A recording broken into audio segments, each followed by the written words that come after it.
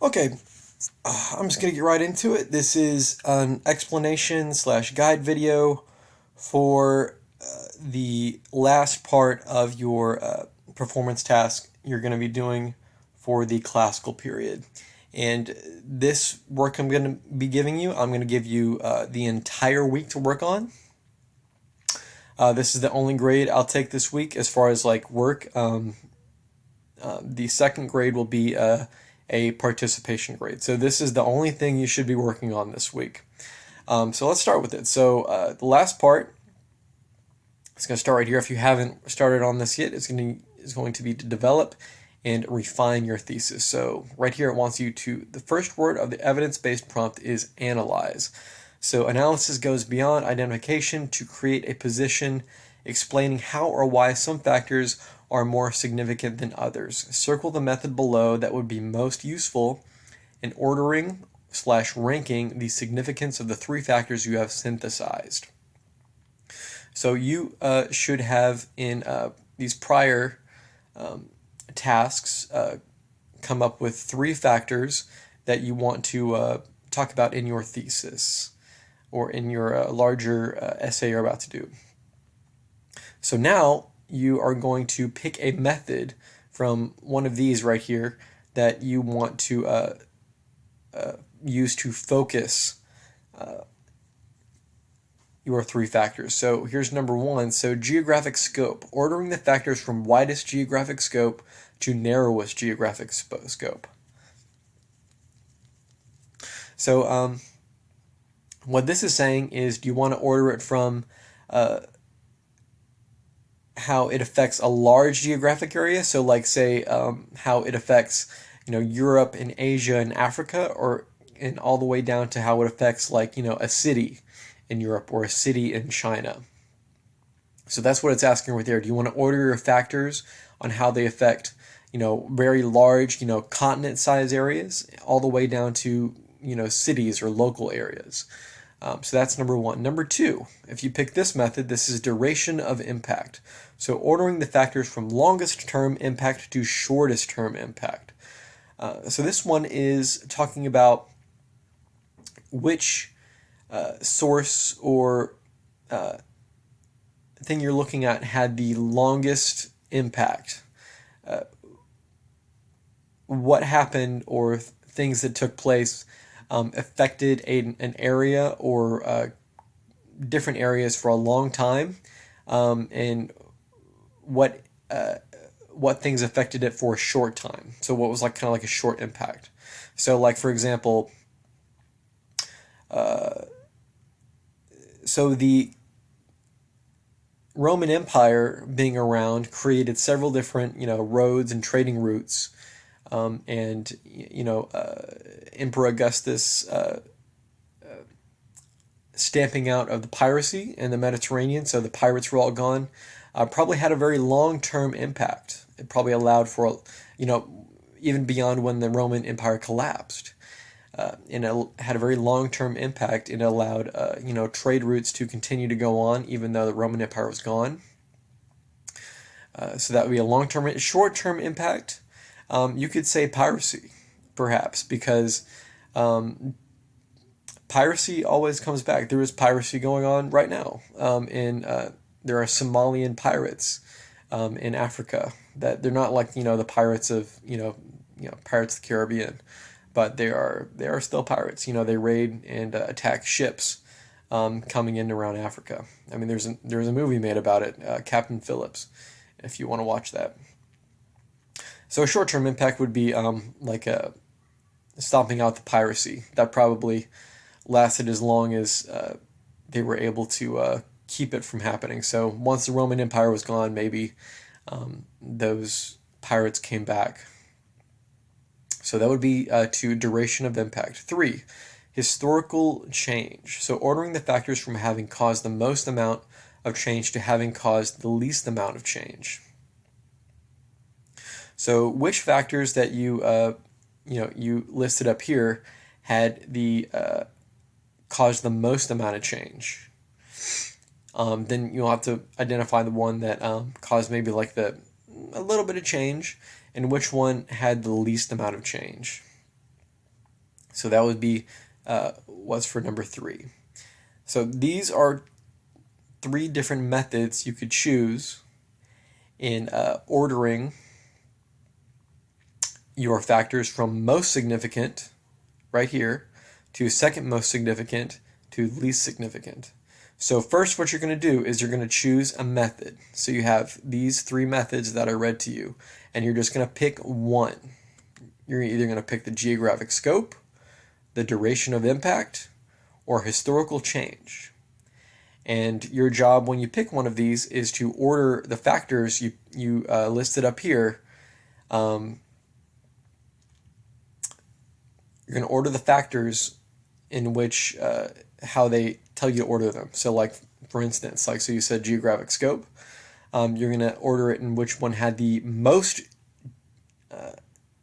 widest geographic scope all the way down to narrowest geographic scope. So why did this factor have or why, the source you picked, or an idea you had from one of the sources, why did this have such a wide geographic scope or wide geographic effect? And all the way down to narrowest. So think the smallest geographic effect. That's what narrowest means. So like smallest. So you're looking from like the big to the very small scope. And that's what you're doing. So remember, only pick one. You're picking one of these and going down here to number 2. So now that you have chosen a method, so these are the 3 methods, right?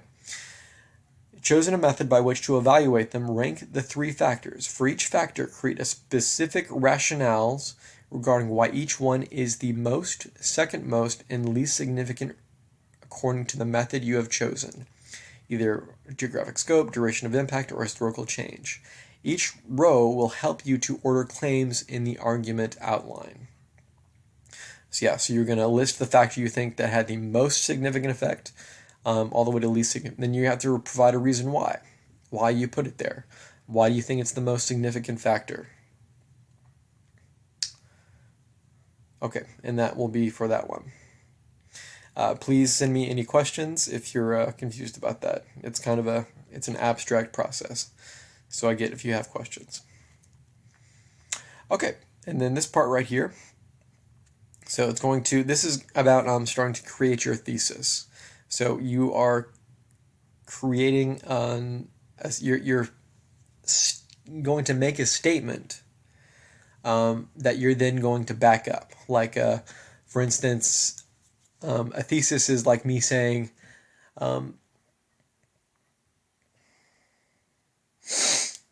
I think pancakes are the most delicious food. And so then I'm going to write an essay about why pancakes are the most delicious food. But for this is going to be about the classical period. So write a 2-sentence thesis using the chart you just completed. So create the first sentence of your thesis by summarizing your argument for why your chosen factors are the most significant. So, for instance, you could say, let's go back to the evidence-based prompt.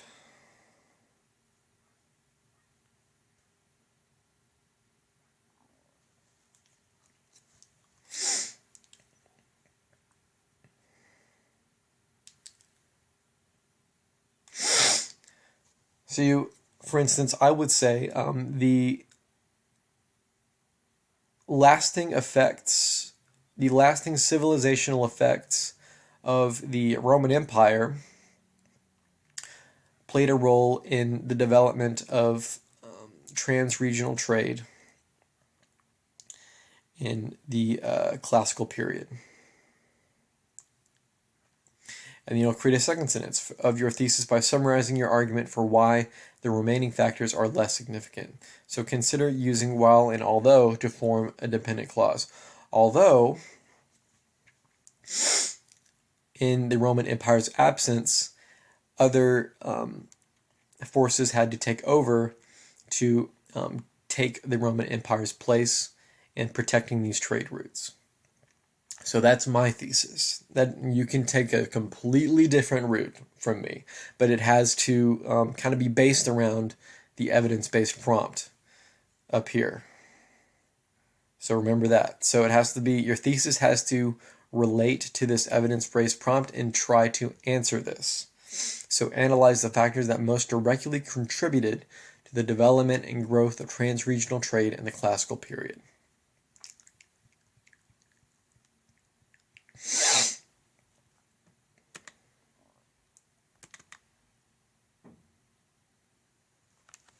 Right.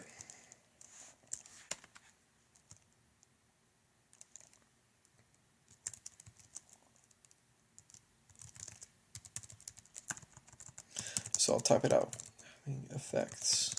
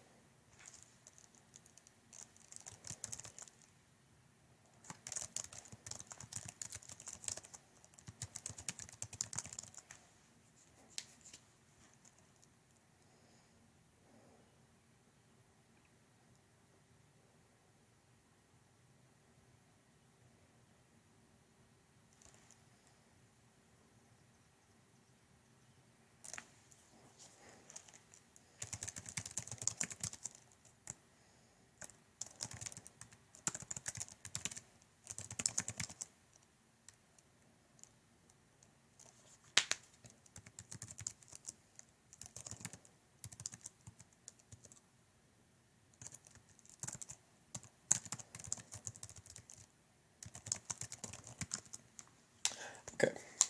So this is what you'll do for 3 and 4. So the lasting effects of the Roman Empire on the classical world played a major role in the growth and development of trans-regional trade.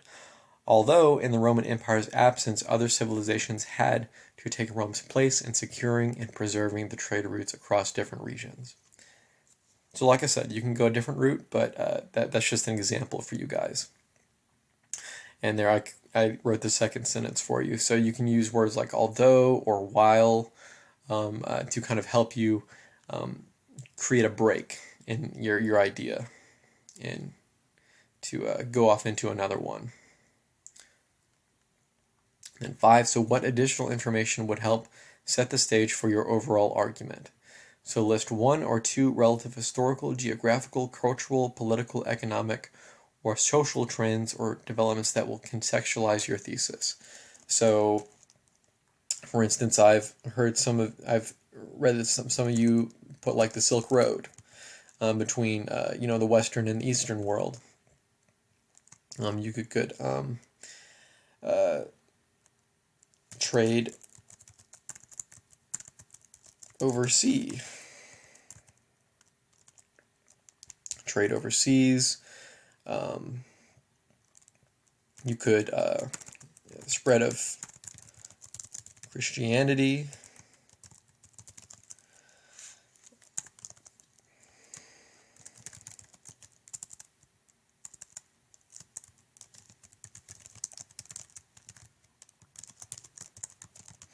So you got the Silk Road, trade overseas, spread of Christianity. So even missionaries or people spreading Christianity were also possibly trading as well. So probably the drive to travel abroad and spread Christianity also led to the development of trade as well. And I'll continue in the next video. Thank you.